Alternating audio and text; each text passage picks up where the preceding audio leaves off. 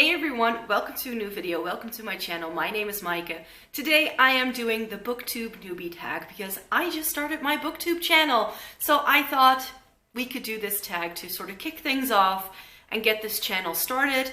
I'm planning on doing one video a week so far, so if you'd like to see more, then make sure you stay tuned for more videos. So I'm just going to whiz through these questions as quickly as I can, just to have us kick started, you could say. The first question is, why did you start this channel? And I already filmed a little bit of an intro just before I filmed this one, where I sort of tried to explain it, but I've been loving books for years. Actually, it's something that goes way, way back to when I was a kid. And I just wanted to create some content about it. I've always talked about books over on my blog and on my main YouTube channel, which is called Floating in Dreams. And on Floating in Dreams, just not a lot of people were interested in books per se, because that's more makeup related. So I decided to sort of split those two worlds, you could say, split those two interests and create a new channel so that I can put all the bookish stuff in one place. The second question is what are some fun and unique things you can bring to Booktube? I've been watching quite a bit of Booktube, and I think that something that I'm going to bring that not a lot of people are doing is versatility. I'm not someone who tends to read one genre. I definitely have my favorites and things that I like, but I tend to skip around quite a bit. And you know, my native language is Dutch, and even though I read most of my books in English, I'm sort of dipping my toe into Dutch literature ever since the end of 2019. So maybe that's something that I can bring to the table as well and talk about authors and stories that not a lot of people on Booktube may have heard of. So that's why I think that can be something fun. And I think that what is good to know as well about me is that I'm an English teacher and I studied English, so I had to read a lot of literature at school. So I sort of have a little bit more background to a lot of things as well. So, but right now, you know, I really like that I can read for fun again. Because that's something that I didn't do for years. I was reading a lot, but not necessarily because I enjoyed it.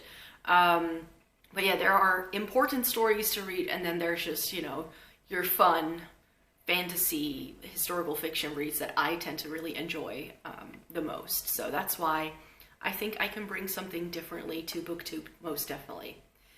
3, what are you most excited for about this new channel? Ooh, that's a really difficult one. I just, you know, the thing is that I just really want to talk about books. And I was like, the best way to do that is if I start a new channel. So I'm just excited to connect with people who also really like books. I know some people who are watching videos on my old channel also really like books. So I just would like to expand what it is that I'm doing online and trying to sort of share that love for books with other people out there.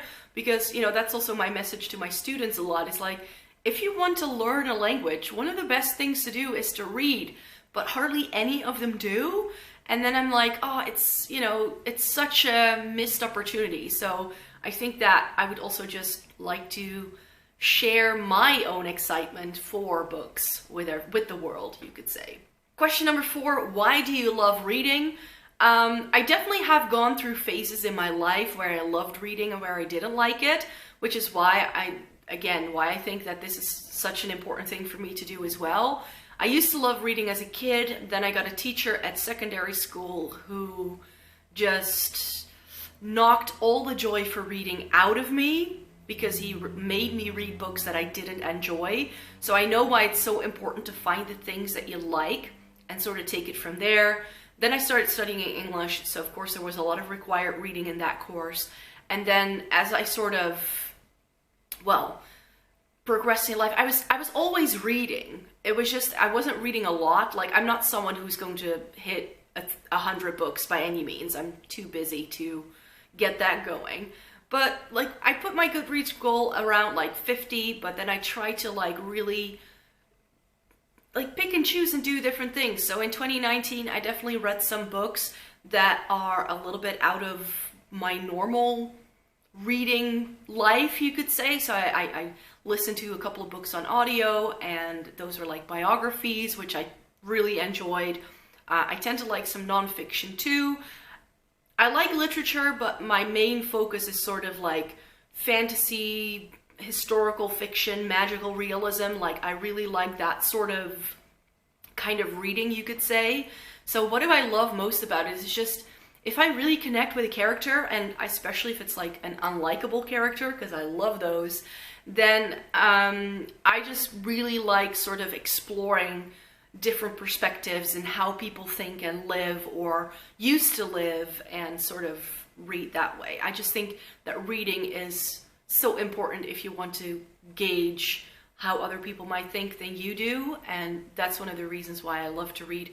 But plus, it's just also the best form of escapism for me, because I can, like, I sort of think in pictures, so when I read, like, scenes just sort of pop up in my mind. So that's another thing I love, because it's sort of, you know, reading allows you to be creative to what a world might look like, and you don't have a director or, like, you know, a screenplay and an actor who sort of do it for you. I kind of like that too.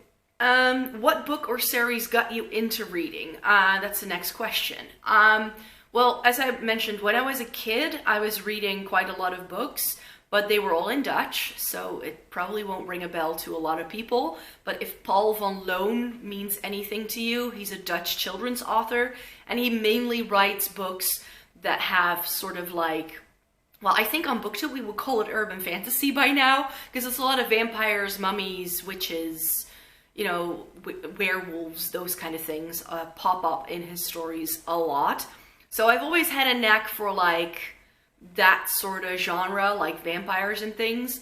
And then I think after, like, once my secondary school teacher sort of knocked the joy out of reading for me, I regained my joy for reading through reading English books, which is why I tend to read so much in English. And that was Harry Potter. I think that Harry Potter was important for a lot of people. In my case, it really kicked off my journey learning more English and learning enough English that I can, like, read other things. And then I think after having so much reading done, like, I used to really be like, I need to read something for fun, but then I need to read literature because it's important, yada, yada, yada. But I felt that it would always lead me to get a bit into a slump.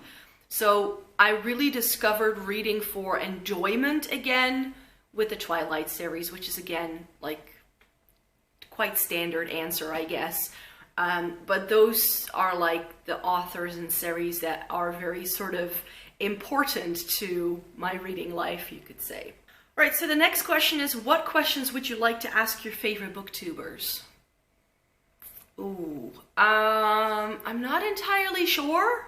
I don't watch that many people anymore. I used to watch a ton of booktubers, but then I just sort of found that what I like to read and what they like to read, it just kind of doesn't match very well. But I really like Samantha from Thoughts on Tomes. I really like Reagan from Peruse-topia. Is that, no? That's her book club title. The Peruse Project, I think. And I really like Emily from Books with Emily Fox, and she's sort of like my inspiration here, because she started YouTube with a beauty channel and then started doing Booktube, and she has no issues speaking her mind, and I really like that about her. Because I feel that on Booktube, a lot of people are sort of like overly excited about books, and like if you don't, like, they give, and that's what I also find about Goodreads actually, that people give books 5-star ratings too quickly. Like, 5-star ratings for me are books that change my life. Else a book won't get a 5-star rating. So I would, perhaps that's a question I would ask. How do you rate books? That would be one question, I think. But I think they've answered that question in some of their videos. Yeah, I'm pretty sure. But yeah, that's sort of what I would ask them, I guess. Next question, what challenges do you think starting a booktube channel would be the hardest to overcome? Well, I've already started a channel before, so I know that getting traction and making sure that people actually watch is the hardest thing. I mean, I'm pretty good at replying to comments. I tend to, if you leave a comment, I tend to always reply.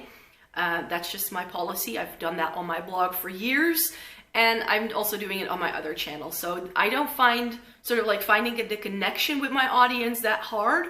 But what will probably be most difficult for me is to really make sure I can stick to some sort of schedule. The plan is to have one video a week on Fridays, but you know, I work a full-time job in education, number one. Two, I also like to do other things apart from reading. I tend to have quite a busy social life, so that's why I don't always have time to read. So I'm hoping that, especially towards the end of 2019, for instance, I hit a major slump for like weeks, so that I didn't get a lot of reading done. So if that happens to me with a booktube channel, I'm not sure what kind of content I could create, so that's sort of going to be the most difficult challenge for myself. When did you start reading? Well, I already mentioned I sort of read on and off in my life. As a kid, I was an avid reader. I was that kid who would take home the maximum amount of books from the library, read them, and go back again to get more. That was me, especially over the summertime. You were allowed to like get more, and I was always like super happy with that. But I definitely sort of read a very particular genre, like what I mentioned with like the vampires and the werewolves. I loved that, but then I became 12 and I went to secondary school, and then my teacher was like, you can't read those things anymore because it's not what you are supposed to be reading at this point. And I was like, but I really enjoy these things. So then I tried. He gave me suggestions of like what I had to read, and then for like most of secondary school I didn't read until my mother gifted me a copy of Harry Potter, and that's when I sort of started reading again. But then of course there was all the required reading in university, so I didn't really have a lot of time to read anything else than the required reading, because let me tell you, if you study English, the reading can get quite tough. It's like a book per week, and especially when you do a course on Victorian literature, which are all this big, it's a tough one. I definitely didn't do all of the required reading at all times. Don't tell anyone. So yeah, that's when I started reading, and then I think around 2009, so about 10 years ago, I really started reading for enjoyment again, and I found that I could very easily get to like 20, 25 books a year, close to 30, depending on what I was reading. But then I just decided to challenge myself actually a couple of years ago and try to see if I could hit the 50 book mark a year. So I got myself a Goodreads challenge and started doing that. I only hit the mark once, and I really had to make an effort reading like smaller books towards the end of the year. But what I have noticed is that in recent years, I've been reading either equal or more pages a year, but in fewer books. So I don't mind it that much. And in 2019, I got quite addicted to audiobooks.